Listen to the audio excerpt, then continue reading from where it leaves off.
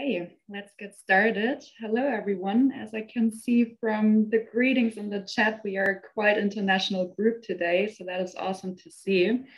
Welcome to our webinar, to our special sneak preview of our new project, start.kubermatic. My name is Caroline, and I must say in these very frightening and shocking days that we are all experiencing right now, I find it very hard and almost impossible to focus just on business as usual. But that's why it makes me even happier to see that you all turned up today to see how we use GitOps principles to deliver Kubermatic Kubernetes Platform with a simple wizard. Our speakers for today's webinar are Michael and Daniel, who both work as Kubernetes cloud architects at Kubermatic, and together they will be explaining to you how you easily can bootstrap your Kubernetes GitOps toolchain within a few minutes. Before we get started with the fun part, just some organizational information first. If you have any questions during the presentation, please use the Q&A chat window below so that we either can answer them straight away or in the Q&A session right after the talk. And yes, since this question always arises, we are recording the session. We will send out the replay in the coming days. You can find it on our YouTube channel or on our website, or you will get it via email. So there's a bunch of ways of rewatching this whenever it suits you. And with that, let's get started with the exciting part. I hope you'll enjoy it, and handing over now to Michael. Okay, so good afternoon or good morning, everybody. So it's my huge pleasure to welcome you on the webinar today. So the webinar will be about spinning up the Kubernetes infrastructure in the GitOps way. So as already mentioned by Caroline, we will be very grateful for any questions. So either use them or ask them during the webinar, and Danielle, who is here with me, will be covering them during the session. Or we will have the time in the end to answer that. So let's get started. I hope you will enjoy. So can you just confirm that anybody can see my screen, or Caroline, anybody?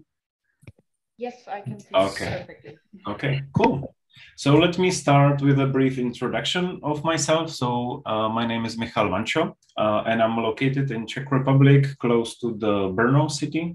And I'm working as the consultant and the cloud architect in the Kubermatic company for almost a year at this point. And I had a pleasure to work on a huge amount of the projects where we cooperate with the Kubermatic customers on their cloud native journey, so providing the trainings, support with the adoption of the Kubermatic projects and so on. Before, I used to be the full stack engineer, so I had a pleasure to work on really various roles. I also spent a lot of time in the area of the QA and the delivery architecture. And in total, I have more than 14 years of experience. And just to highlight, so before I was working at Good Data and Red Hat, and there are a couple of links where you can potentially follow me or reach me out. And let me also hand over to Daniel to introduce himself. Hello, everyone. I'm Daniel. I just recently joined Kubermatic 4 months ago. I'm living in Germany in a small village near Munich, and I work as a full-time, full remote consultant in our professional services team. Currently, I'm helping our customers to get started with CubeOne and KKP. In the time before Kubermatic, I worked at a company named Scandio as part of a team who's responsible for building and maintaining a platform as a service based on Cloud Foundry and Kubernetes. Okay, cool. Thank you, Daniel. So let me briefly introduce you the content of the webinar today. So we have 1 hour. So first of all, because I don't want to drill into the technical details of the KKP or the Kubermatic products without some brief introduction what Kubermatic company is actually doing. So I will start with this part. Then I will be happy to present the the technical details, the motivations, and also some parts, how it works under the hood of the start.kubermatic project. So this is the, let's say, main part of the talk today. And with that, I will also cover and show the real examples, how you can declaratively manage the infrastructure, how to utilize some GitHub or GitLab pipelines to utilize that. Then another section, because with the GitOps, there are a lot of questions which may be connected with the security. So how to deal with some sensitive values, credentials, and so on. So this will be covered as well. And I will be really glad to spend as much time as possible on the live demo, show you the stuff live, demonstrate some principles and so on. And the end of the presentation will be dedicated to the Q&A, which is already set. You can ask them during the webinar as well. So about the Kubernetes company. So the company is based in Germany, but it's actually the worldwide. So the employees are distributed all around the world. So we have, I actually do not recall the last number, how many countries we already cover. I think it's between 20 and 30, but for sure, the Kubernetes is one of the top Kubernetes employer in the Europe. We have huge contributions to the upstream Kubernetes projects as well, specifically to the dashboard and to the other parts. And the company is focused on our two main projects, which are well-known and being used in the enterprise companies, are called CubeOne and the Kubermatic Kubernetes Platform. So I will briefly drill into this later as well. And the overall vision of the company is so-called power through automation. So really the idea is to build the world's most adaptable autonomous service for operating and to minimize the efforts of the operations of the infrastructure for the companies which are heavily switching to the cloud native or the Kubernetes specific ecosystem. So from the portfolio, so I've already mentioned the names of the products, so I will just briefly explain what they are used for. So I will mostly talk about the CubeOne and the KKP, which is the abbreviation of the Kubernetes Kubernetes Platform. And I will try to explain the details because the whole thing of the Start Kubermatic project is utilizing and combining the power of these two tools together. So first of all, the CubeOne. So that is, let's say in brief, a CLI tool. There is no UI, nothing like that, which is used to simplify the provisioning and operations of the single Kubernetes cluster. This tool is completely vendor neutral, or the provider neutral, and it's all open source. Right now, we have recently released the version 1.4, which brings quite a great new features as part of that. So for sure, if you're looking for some simple tool, how to spin up just some single cluster in some HA way, so the CubeOne may be a very good fit for this purpose. It has quite a lot of features like the concept of the add-ons. It has support for various CNI plugins. It handles the upgrades and quite a lot of magic. And you can really utilize that to provision the Kubernetes cluster on whatever public cloud provider like AWS, Google, Azure, or some other environments like the Hetzner or some bare metal providers, vSphere, OpenStack for the on-premise solutions, and so on. So it's able to follow the Kubernetes versions, which are from upstream. So we are very closely following the life cycle of the upstream. And effectively, the result, if you use the CubeOne, so this is the most common output, how the cluster look like. So usually there is a provisioning of some load balancer service, which is used for accessing the Kubernetes API. There are the control plane instances being provisioned in the specific provider, and the Kubernetes is provisioned on these control plane instances using the set of the kubeadm commands internally. And then there is a component called machine controller, which is also being developed by the Kubernetes company. And that one is being used for the declarative management of the worker instances. So with that, you can easily scale and control the workers and the nodes effectively, which are connected to your Kubernetes cluster. So this is all about the CubeOne. Well, maybe you will have some questions, so feel free to ask them. We will definitely get back to the CubeOne, and you will also see it later on how we use it as part of the start.kubermatic project. So the next part is much more tricky. And maybe after you will see a couple of images, you will actually understand what it is all about, because this is the tool which provides the multi-cloud operations of the Kubernetes clusters across various environments. So effectively, it may become a single user interface for all of the clusters you are managing. And recently, again, with the recent release of the KKP 2.19, there was a huge support and updates related to the so-called external clusters, which are the managed Kubernetes clusters from the providers like the EKS, AKS, or GKE from Google. So you can directly integrate those managed Kubernetes clusters in the KKP as well. So you will simply have all of the both managed clusters, which are external, and also the clusters that you provision across different providers in one single UI.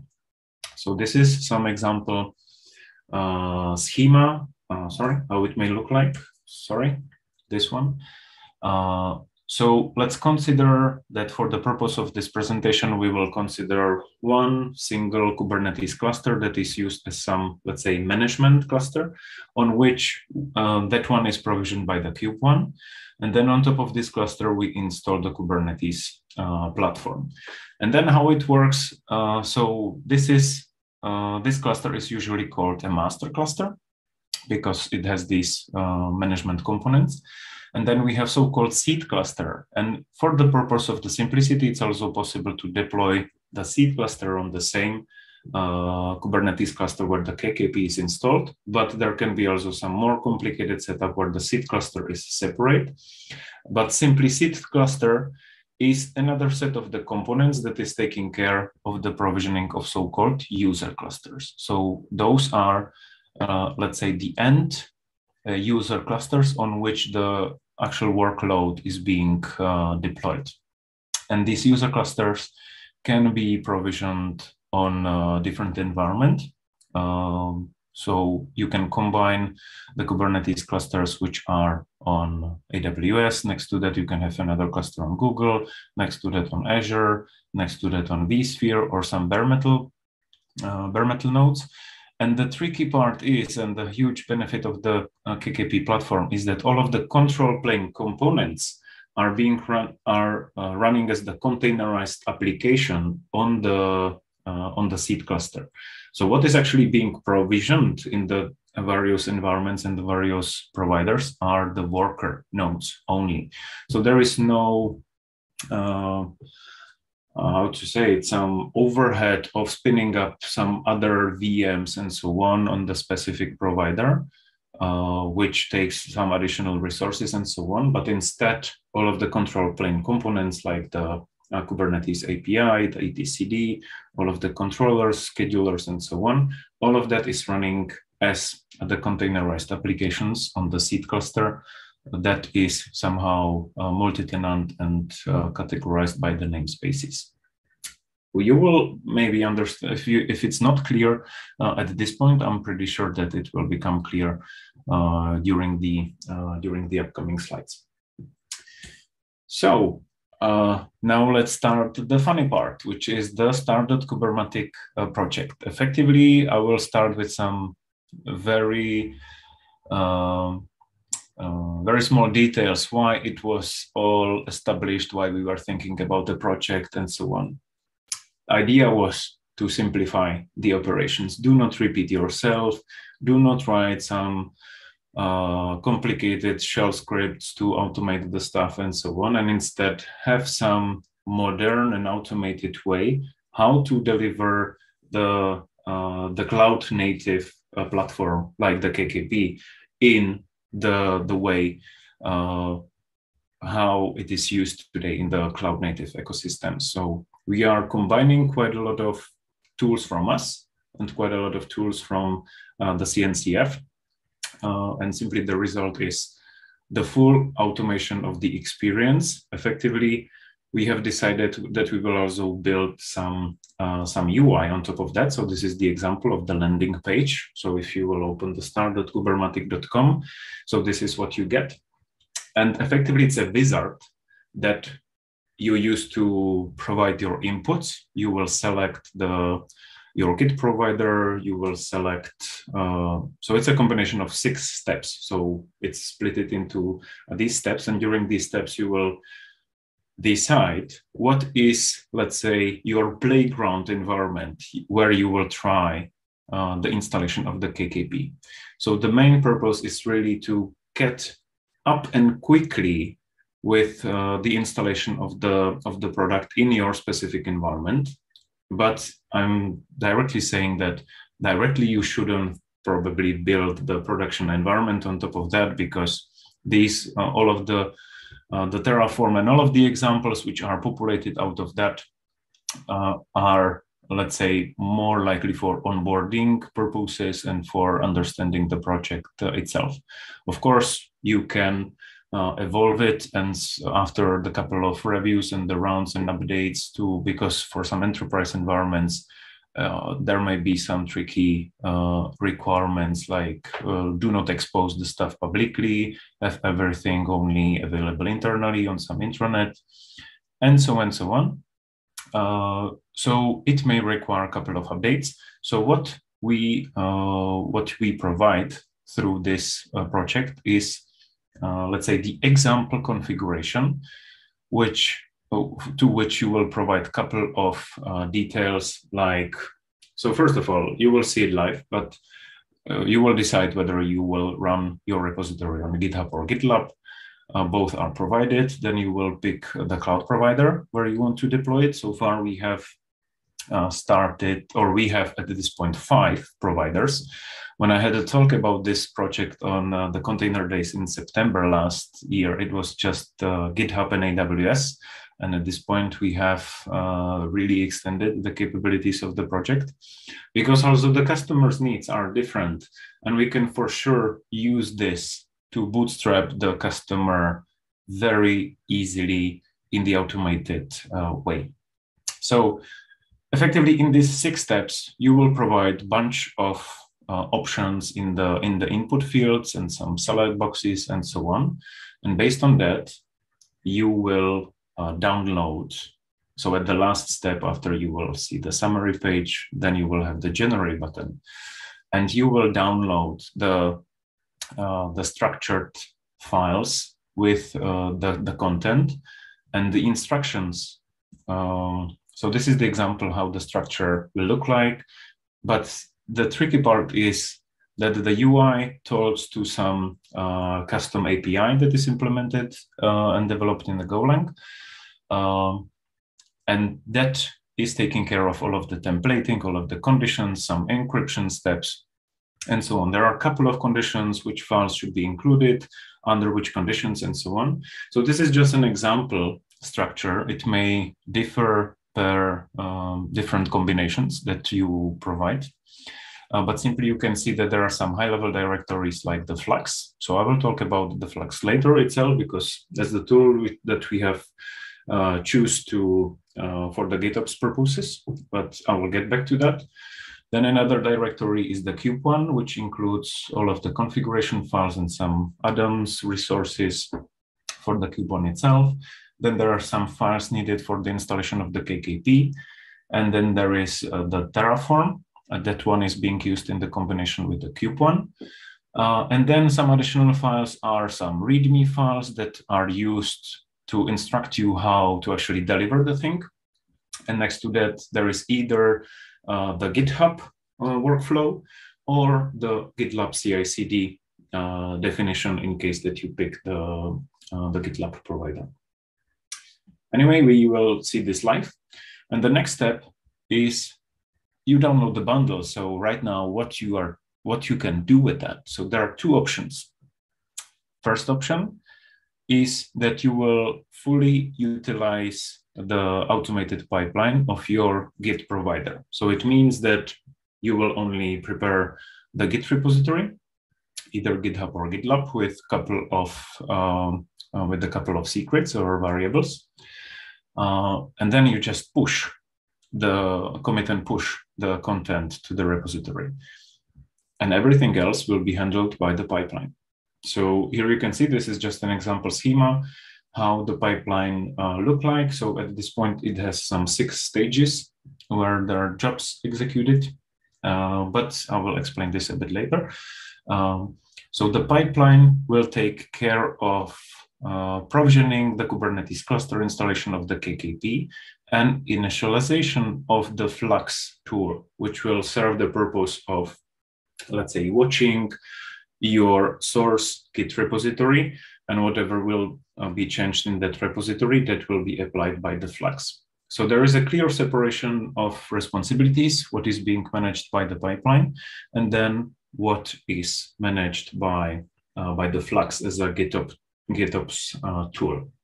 So again, you will see that in the couple of minutes.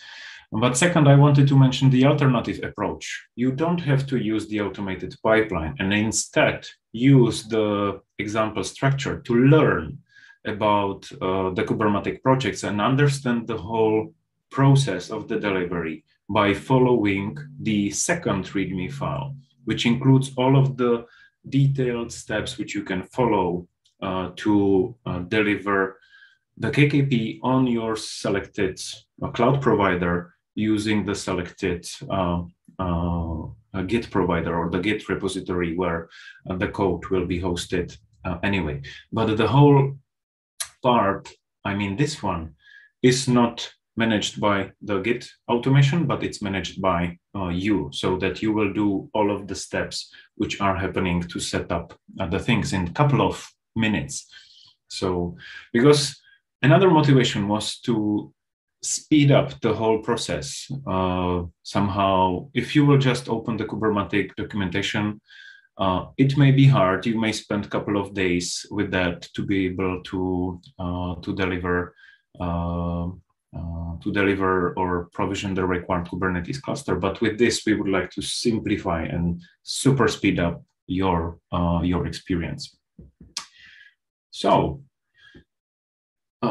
here's the list and the summary of the motivation. So with this project, we are really, I've just said that. So the speed and easiness of the bootstrap is one huge benefit and the motivation why we have built this project. The second one is that everything is fully automated and you really don't have to waste your time with the operations of whatever stuff or steps that are being done, because we've already done it and we are following some best practices, and everything is actually created on top of based on the inputs from our documentation and so on. So we have already done that hundreds of times, and based on that, we have done this automation. And the last part is that it's secure. And we have picked the tool which is called SOPs. The secrets operations is the original name, and it's from the Mozilla company. You can find it. It's an open source on GitHub, and this is the tool that is used for the encryption and decryption of the sensitive values. So the main motivation is really to have everything on one place and being able to customize that, scale it, and so on in some sustainable way. Because if you will just do it by yourself, so most likely you won't be able to reproduce that in the same way and so on. But with the structure and the files which we are delivering, we are pretty sure that you can build your production infrastructure in a couple of days. and anything you will need to upgrade, redeploy, or change something. So you will be just interacting with the repository, and the pipeline or Flux. So those are two possible candidates who will take care of the update, will manage everything for you. So right now, I will try to explain a bit more technically what's happening under the hood after you actually downloaded the bundle. So let's just imagine that you have gone through the wizard, provided a couple of inputs, maybe some credentials for your provider and so on. And then the result is that you received a bunch of files where everything is ready to be deployed. And right now I will effectively describe what you would be doing in the manual steps, or alternatively, what the automated pipeline will be doing. So first of all, the first responsibility is on the Terraform. So with the Terraform, we provision a bunch of cloud resources like the networks, subnets, some health checks, whatever, load balancer, addresses, compute machines on the specific provider, and so on. And the output of the Terraform is being directly used by the CubeOne. So this is, even if you will use the CubeOne as the separate tool, so there are a set of the examples. So we take over these examples from the CubeOne repository, and effectively on top of that, we create the example infrastructure. So after you are done with this step and apply the CubeOne, so the result is that you have the HA Kubernetes cluster provisioned in your environment, and with the workers that are being managed by the machine controller, which I already mentioned. So that's the, let's say, very beginning.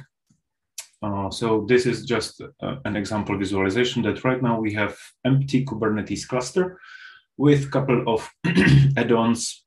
So for example, we optionally can deploy the nodes autoscaler, so that also the cluster will be ready to scale based on the requirements and the resources that are requested, or what is deployed on the cluster. And for sure, as we deploy the KKP and create some user clusters and so on, so having the autoscaler in place is a great thing, because it will take care of provisioning additional resources if needed in the automated way. So the next step, after we have the CubeOne cluster, empty one, we will use the official installer of the KKP platform. That installer is effectively the Go binary, or the binary. Again, everything, or mostly everything, is built on using the operator framework and the Golang language and the Kubernetes products. So the installer will do a couple of checks first on the environment, validation of the configuration files and so on, and it will deploy a couple of Helm charts at some specific order. It may complain if something is missing and so on. And the result is some information that, okay, this is some load balancer service that is provisioned, because one of the services and the components is also the engines, because in the end, we expose some UI for the KKP where you will be using the dashboard and so on. So after this step, we will have, let's say, 4 namespaces in the Kubernetes cluster. The first one will be Kubermatic. In this one, the components like Kubermatic API, the other operators, and the dashboard will be running. But the next components that are mostly, let's say, upstream one, but we provide some pre-configured values and some examples and so on, is first of that is the DEX, which is used for the authentication, and it's served the purpose of the OIDC provider. The next one is Nginx, for sure, for the exposure of the application using the load balancer service. And the last one is the cert manager. That is used for providing the certificates that are requested by the ingress resources. So this is the first step. If you would do this step manually, so this will be the result. But with our pipeline and with our approach, we continue. The next step, this is like mandatory. Anytime you will install the KKP, you will have to register a couple of DNS records. So this is some additional step. For AWS, we have also some automated way how you can do that, and it can be managed by the pipeline, but it has some specific limitations. So for sure, I would recommend, if you are interested in that, specifically in AWS, and you have your managed domain in the Road 53, for sure you can use it. But other than that, this step of the DNS registration has to be done manually. So after you manage the DNS records, you will usually get provisioned the certificates. Out of the box, we are using the Let's Encrypt, because the approach of our, let's say, example deployment is always some public endpoint. So for this combination, you can use it. In case that you will have some custom requirements, so for sure you will have to do some additional configuration of these, let's say, exposure, cluster issuer, and so on. So the next thing and the last step of the pipeline is that we initialize or bootstrap, that's the right command or the word. So we bootstrap the GitOps tool, which is the Flux. It will effectively install itself on the Git repository. It will set up a couple of deployment keys and so on that will be used by the Flux. And as soon as we do it, we will point to our repository where we have the content already pushed, and we will point it to the directory of Flux clusters master. And inside this directory, we have pre-configured a bunch of resources. And it's a combination of some Helm charts. So for example, we have an option that as part of the deployment, we can set up the monitoring, logging, and alerting stack out of the box. So you don't have to, if you would again follow the documentation, it may be a couple of hours or maybe a couple of days to understand fully what's going on. But here you can just decide with the single checkbox whether you want it or not. So it will install the Helm charts like Grafana, Alert Manager, Karma, Prometheus. For logging, there is the log key. And then the component IAP, it may not be that clear what it is. So it's identity aware proxy, and it's used as the OAuth proxy, which is used between the OAuth service, which is DEX, and the ingress resources for accessing some monitoring services. So it will enable the ingress for, let's say, Grafana. If you will try to open the Grafana, you will configure that you have to be authenticated through the DEX to be able to use it, and so on. So that's the IAP, and the MinIO is being used for some backup purposes and so on. So this is one set of the things which is delivered to some new namespaces. But next to that, we also provide some example KKP resources that are delivered. So first of all, it's the seed. Seed resource is pretty important in the KKP because it includes the configuration, how or where the user clusters are provisioned, what are the supported data centers, and so on. I will try to show some example later on.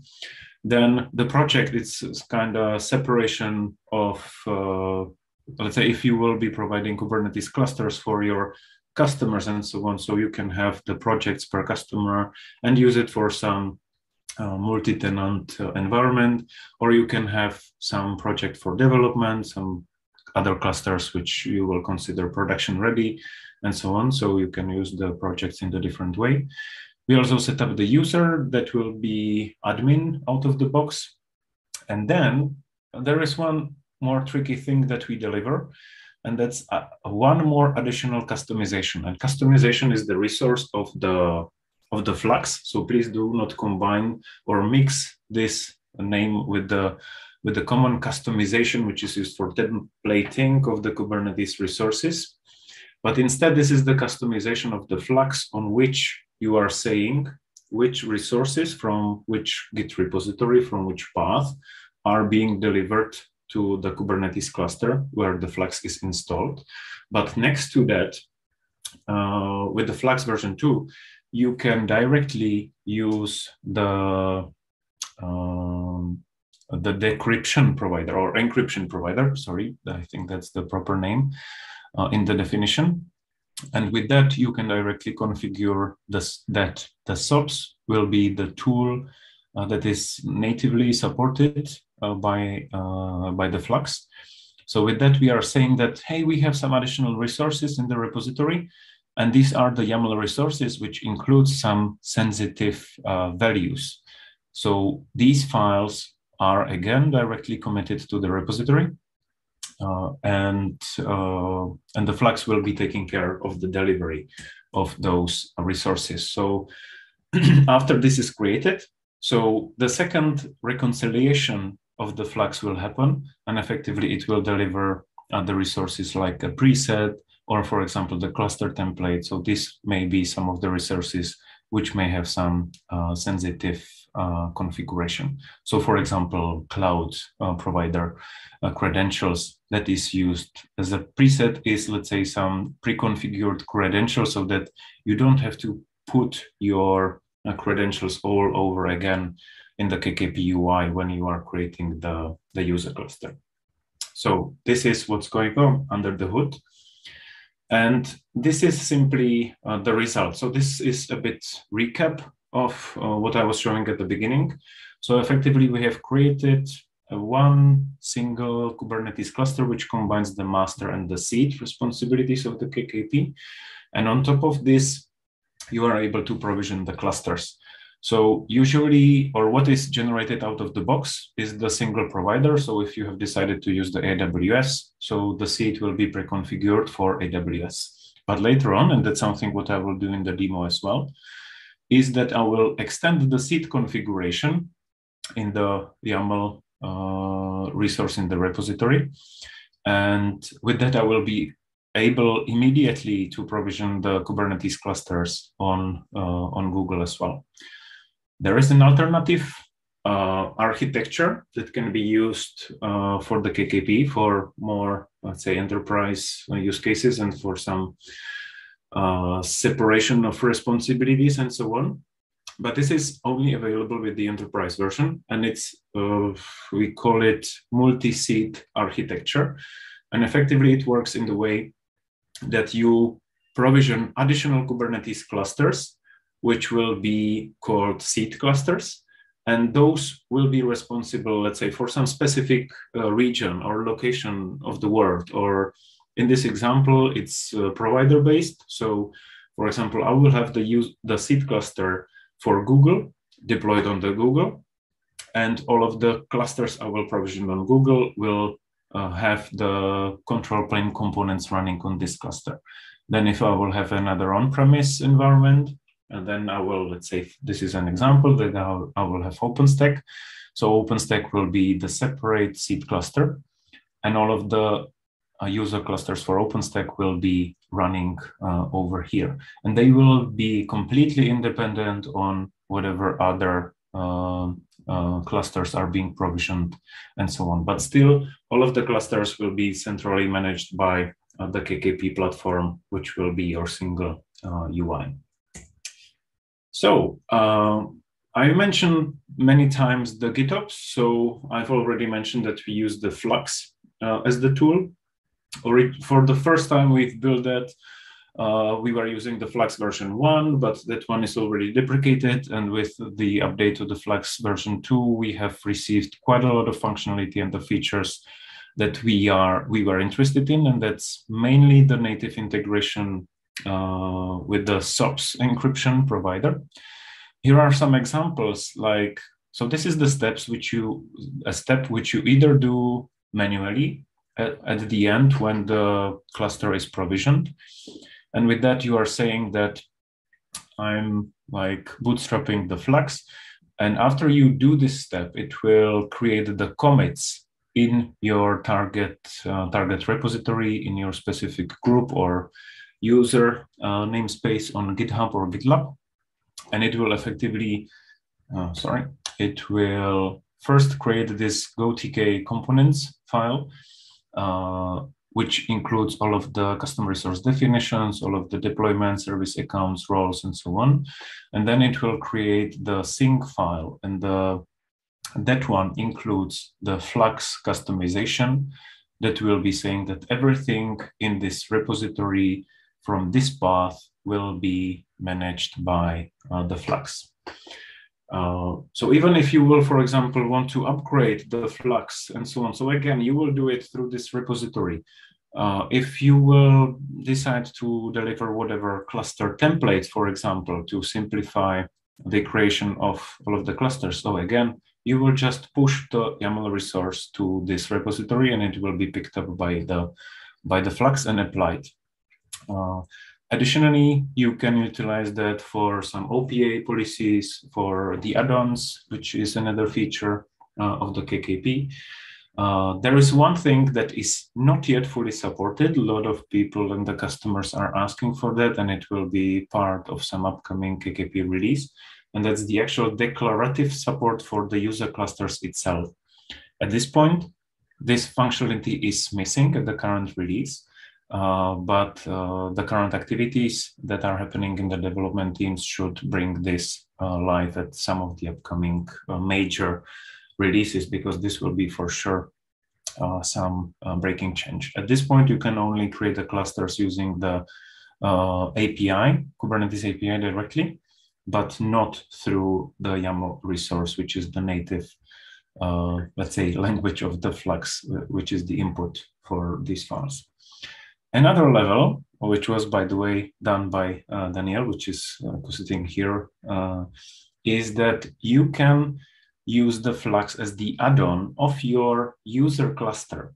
And this means that this is the moment where you are willing to deploy your actual applications or your specific workload, your whatever you are delivering to Kubernetes clusters across different providers. So on the user cluster that you manage with the KKP, you are able to install the Flux or Argo CD add-on. And with that, you will just say, okay, everything from some specific repository, from the specific path, should be, again, managed by the Flux or the Argo CD from my source repository.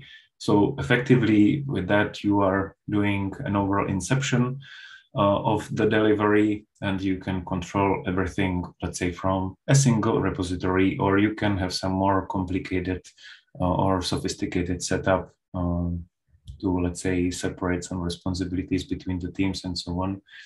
But you can fully automate the delivery to your user clusters as well. Another thing which is supported, so I've mentioned that there is a wizard, but of course behind the wizard there is some API. So for some use cases potentially that you would like to replicate this many times and so on, so you will probably not willing to go through all of the wizard steps all over again and so on.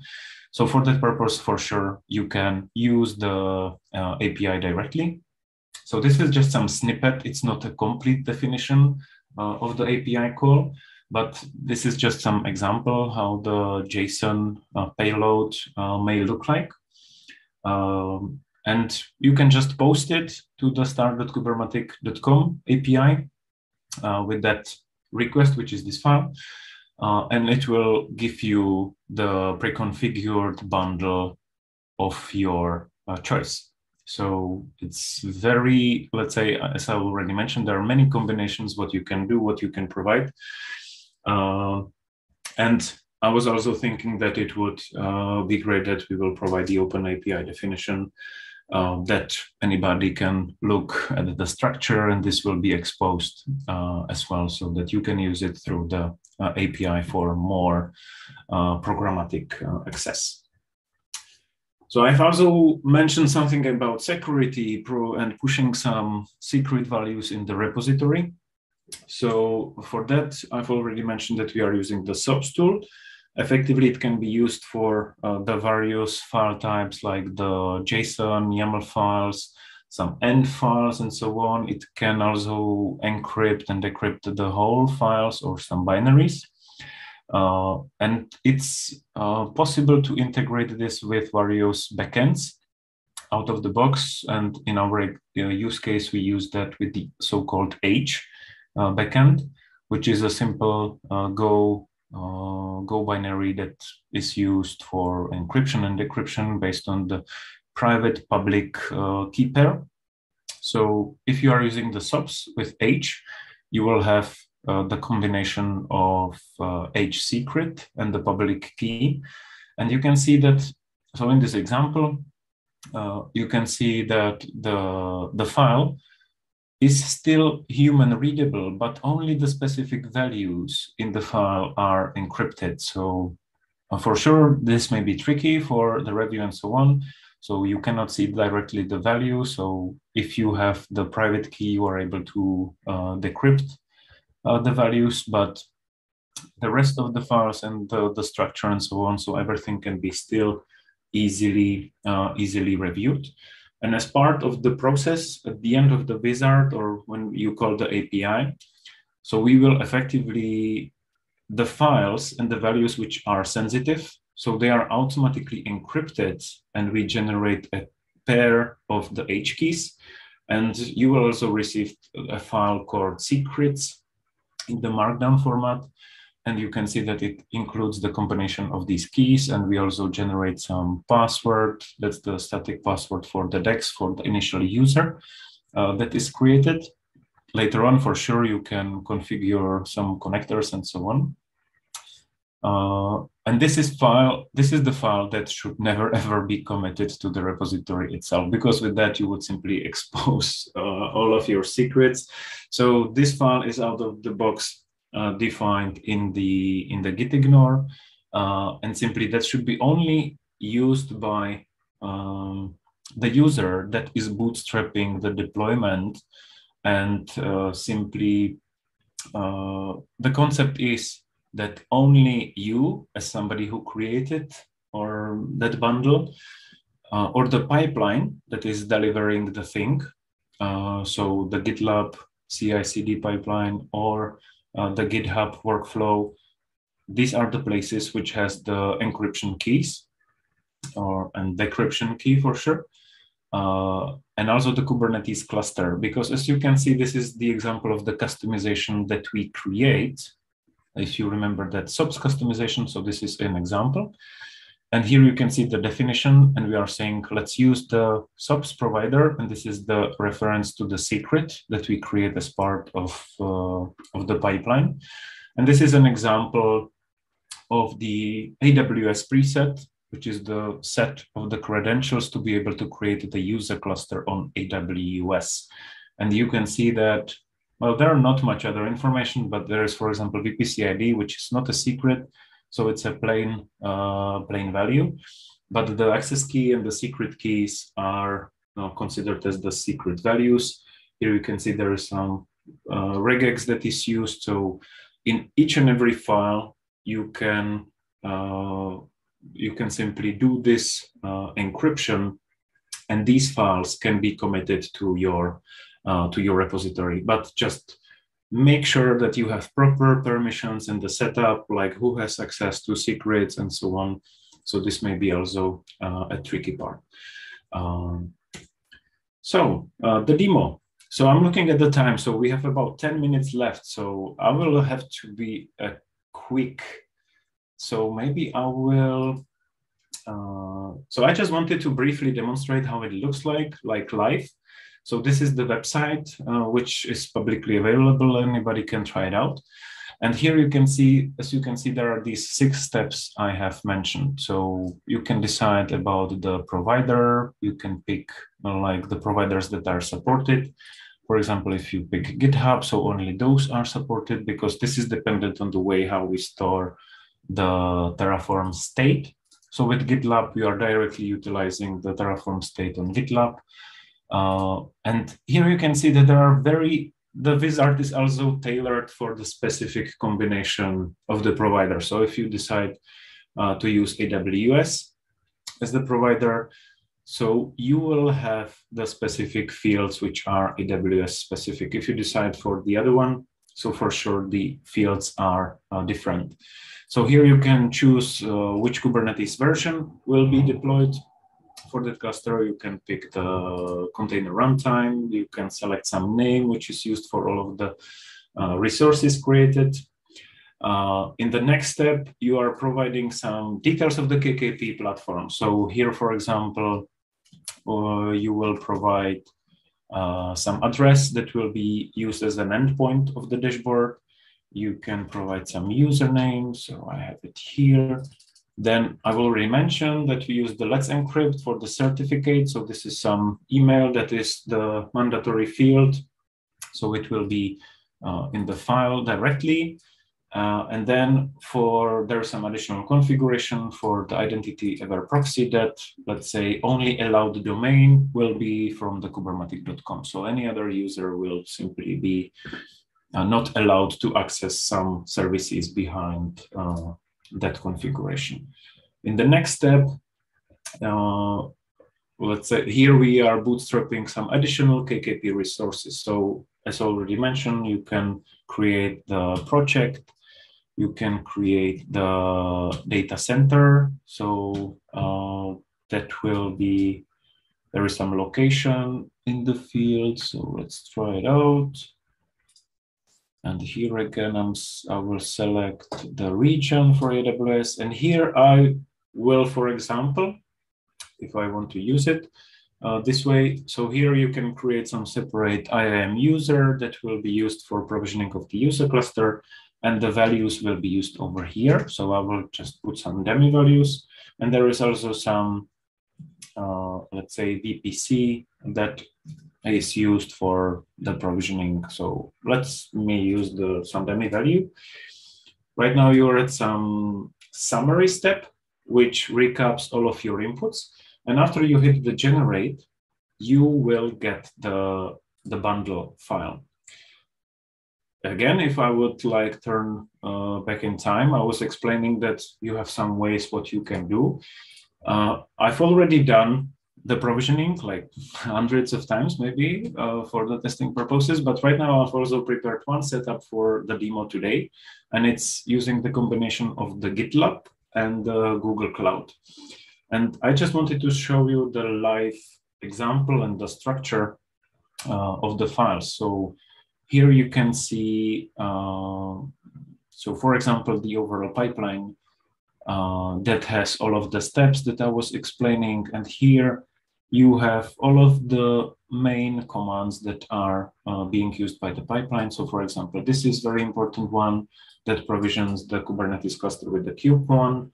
Then you can see that there is the KKP installation. For that, we have some sensitive files in the repository. So first of all, we have to decrypt the files in the pipeline and apply it using the installer. And then we bootstrap the Flux. And as you can imagine, all of these pipeline steps and so on are very, very much tailored based on the inputs that the user provide. Also, so there is a Terraform. So I have the Google Terraform here out of the box. If I look at the configuration files which are needed for the KKP, so there are two major files. So I will just briefly show that this is the so-called Kubernetes configuration resource, which has a bunch of configuration fields, which are all human readable. But then there are some secret values that are encrypted in the file. And I have them in the repository.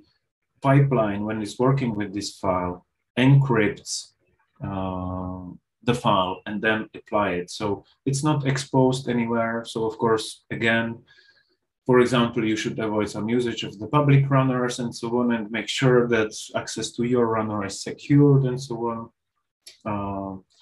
So this is just a very example. And for all of the files which are encrypted, there is this subs field for the metadata. So as we are running out of time, so I probably won't be able to demonstrate everything what I prepared. Or Caroline, do you think that we can use some additional time, or we should have a hard stop?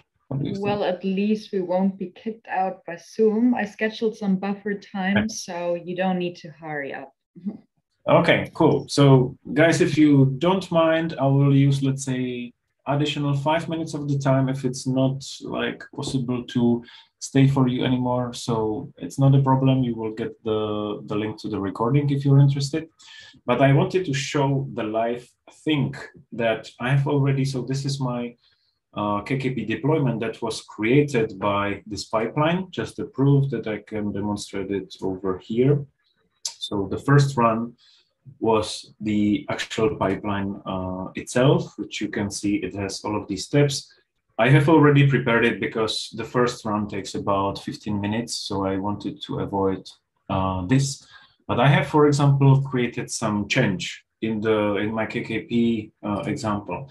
So I've decided that I will create the cluster template, and I will also support the AWS provider.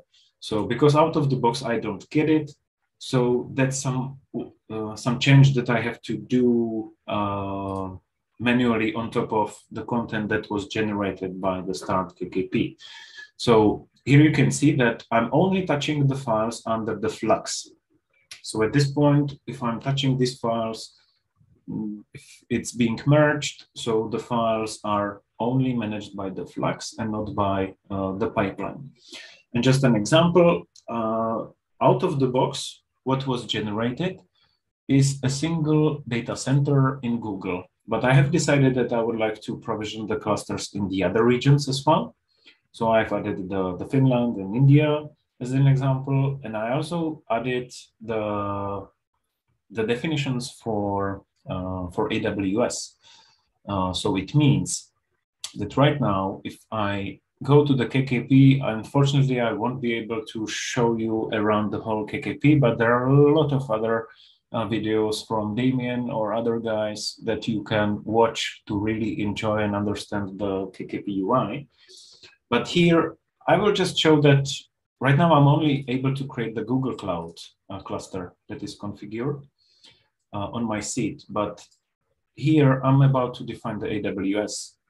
And this is actually everything what you have to do on the seat to be able to provision to the AWS.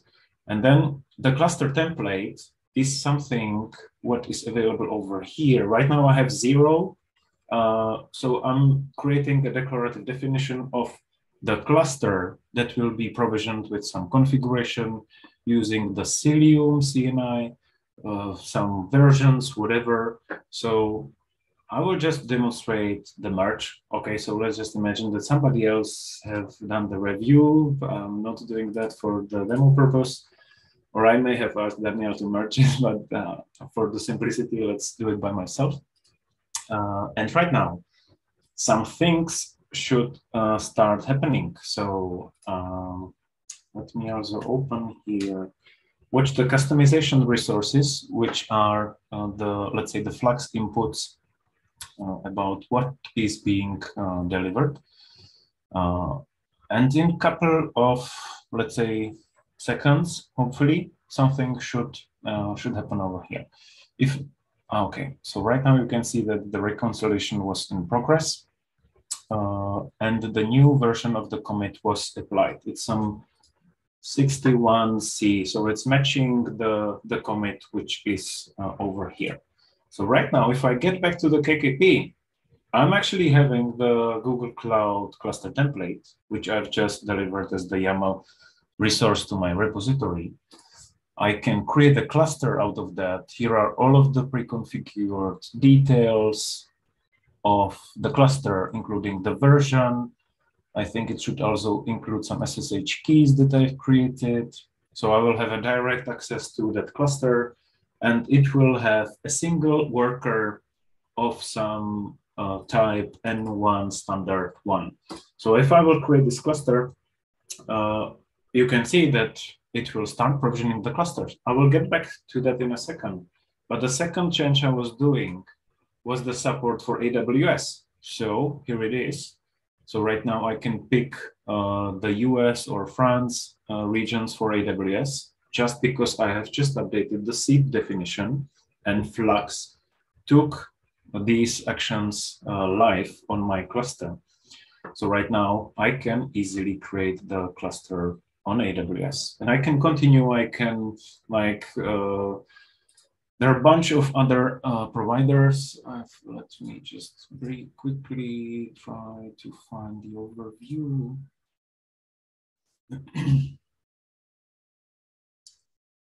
So I'm still not sure whether this is the complete stack. Anyway, let's not, I didn't prepare that image, but simply you can easily configure the seed cluster to be able to provision the clusters across the different providers, including the virtualization platform like the KubeVirt or other public cloud or on-premise environments. So I can watch what's going on. So you can see that my components are starting. And I will, so this is access to my cluster. I can see, so this is a list of the machine deployments and the machines. So these are actual workers of my master and the seed clusters. When I created the cluster, the initial count of the machines was 1, but the nodes autoscaler noticed that I have a bunch of resources deployed. So it is doing the auto-scaling of the machine deployments up to the size of 10, which is configured. So it's doing the great job over here. And I can also look at the pods that are running in some of my clusters. So here's the ID J6 something. So this is the cluster I just created from the template. And you can see that I am listing the pods. So it means that all of the control plane components are running as the pods on my seed cluster. So this is one of the huge benefits I was mentioning. And as soon as the machine controller starts, it will also provision the worker. And this is the user cluster that is used for running your specific workload. As already mentioned, you can use the add-ons, for example, to initialize the Flux or Argo CD over here. And again, just point to the repository, to the specific directory, and that's it. There is a bunch of documentation. There is also, I also created another public repository, which demonstrates the combination of the GitHub and AWS. So we will have the links in the presentation as well. And if you will be interested in the documentation details for all of that, so just go to the docs.kubermatic.com, and under the KKP, there is a quick link here on the first page, or if you open the installation, there is start with KKP. And this is exactly part of the documentation, which is for this project. It explains all of the details, use tools in the guides. You can see like end-to-end description of the fields that are being used and description of the wizard. Then here's the explanation of the structure. And here is some, again, tailored documentation based on your selection of the Git provider and the cloud provider, how to actually run it for your environment, for your purpose. Next to that, there is also a bunch of cheat sheets, which I consider very helpful. For example, the first one is probably the most critical one, because with that, you will effectively get access to the cluster locally. So that's what I have done with my cluster as well, to be able to use the kubectl against that Kubernetes API directly. So with that, let me jump back to the presentation. I would like to encourage you to try it yourself. We will be really, really very grateful for any feedback. We are already heavily using that internally in our professional services team for different projects that we build and so on. And we are continually improving the project. In case that any questions, feel free to use the community Slack channel, or use the official contact form from the kubermatic.com webpage. That will most likely go to the marketing team, but for sure they will be glad to point you to the right people. So with that, so this is also the list of the people who was working on the project. So it was my pleasure to lead the project and bring the idea. And with that, I've received support from Sasha, which is our VP of the product. And then I've received a bunch of skillful engineers like Marco, Marcin, or Sebastian, who were working on the project with myself. And Daniel also recently joined the activities on this project and continually improving that as well. So with that, we are in the window of the QA sessions, and I'm thinking, Daniel, how do we stand with the questions? Good so far. There was one outstanding question from Sandro. If he's still available. So which one was that? Do you want to read it? Or anybody? Sure. Yeah, go ahead.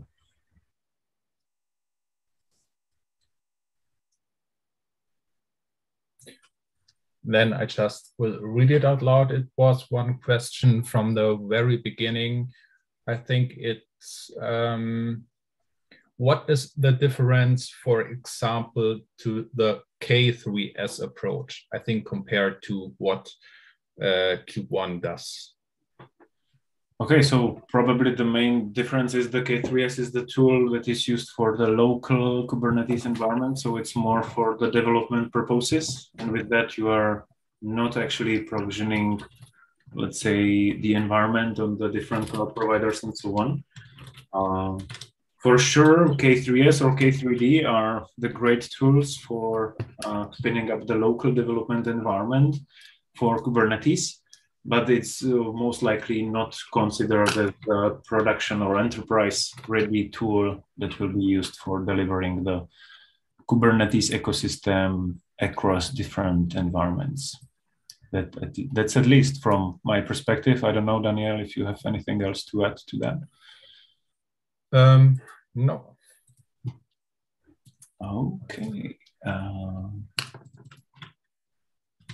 So about the other questions, so let's try to have a look. So what is the price of the service? So for that, I believe it's worth to look at the official website, reach out to our sales team and so on, and discuss the specific pricing. Anyway, the CubeOne is totally free and open source, so you can use it without any price. And the KKP, there is also the community edition that is integrated with the Start KKP, which is completely free.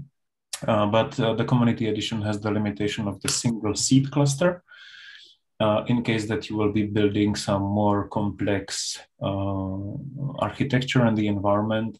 So for sure, the benefits of the enterprise version are very much interesting and useful. So anyway, about the pricing, I would again point you out to the website or the sales team. Is there a perspective you might support Proxmox VM as a supplier? So that's a very good question. We can reach out our development team if that's something on the roadmap. So far, I haven't heard about that yet. So that's it. Sorry if that's not enough, Martin, but if you're interested, please reach out on the community Slack directly on the Kubermatic channel, and I believe you will have the great answer for that. And on Ubuntu, I have installed CubeOne and Terraform. What is the next step? Okay, so if you have installed the Terraform and the CubeOne, and you have, let's say, generated the bundle using the start.kubermatic project. So the next step is just to follow the README, which is provided, and it will guide you with the steps like which environment variables you should set locally. And it will tell you the specific steps, how to apply the Terraform, how to get the output from the Terraform, and how to run the CubeOne apply, and then how to install the KKP, or first how to download the KKP installer, how to run it, which files you can check. And then there is some additional steps like a couple of resources that are created on the cluster. And the last one is the Flux bootstrap. So this is all you need, Eduardo. But I would just say, try to follow the README. And in case that there is anything unclear, so feel free to reach us again on the community Slack, or we will also share the email so you can reach us directly. And so let's consider that as the last question. Is it okay, Caroline? Yes, that's fine. Okay, cool, thank you. So a question from Michael. When going through the wizard of start.kubermatic, are all those fields generated locally in my browser, or are the files, including secrets, generated on one of your services and downloaded afterwards? Okay, so everything is happening on the API that is running on one of our production Kubernetes clusters. And you will receive the generated content. But anyway, we are for sure not using the values for any purpose. So that's 100% confirmed. Anyway, that is all happening on the API, and you will receive the file from the browser that will have all of the files and the secrets and the key pairs and so on. And so for sure, you can change the keys, generate your own keys, or integrate with Vault, or whatever you can do from the perspective of the security. And simply, so we just give you the pre-configured structure, but it's for sure ready that you can rotate the keys, you can decrypt and encrypt the files again with the new values, and so on. So this should be ready for this perspective. And for sure, that's one of the steps which I would do if I will be changing this to the production-like setup. So for sure, rotate all of the keys tokens that are used, and that's it. But still, a disclaimer is that we are not using anything what you are sending to the API for any purpose. So that's it. So with that, let me thank you, everybody who stayed here for 1 hour and almost 15 or 20 minutes. I hope it wasn't that boring and you have enjoyed. There are a couple of links and the emails that you can use to talk to us. And let me just wish you to enjoy the Kubernetes and GitOps journey. We will be around if you will need any support. Here are also the links to the repositories that you can feel free to look there, but whatever is there, you can just get it out of the start.kubermatic wizard. So you can create such a repository by yourself in a couple of minutes as well. So that's it. That's my pleasure. And last but not least, I wanted to mention that we are heavily trying to support the current situation. I expect that the whole European countries are doing pretty much the same. So that's it from my side. Have a great time. Caroline, any closing word from your side? Thank you very much for joining. And thank you, Michael and Daniel, for this exciting session today.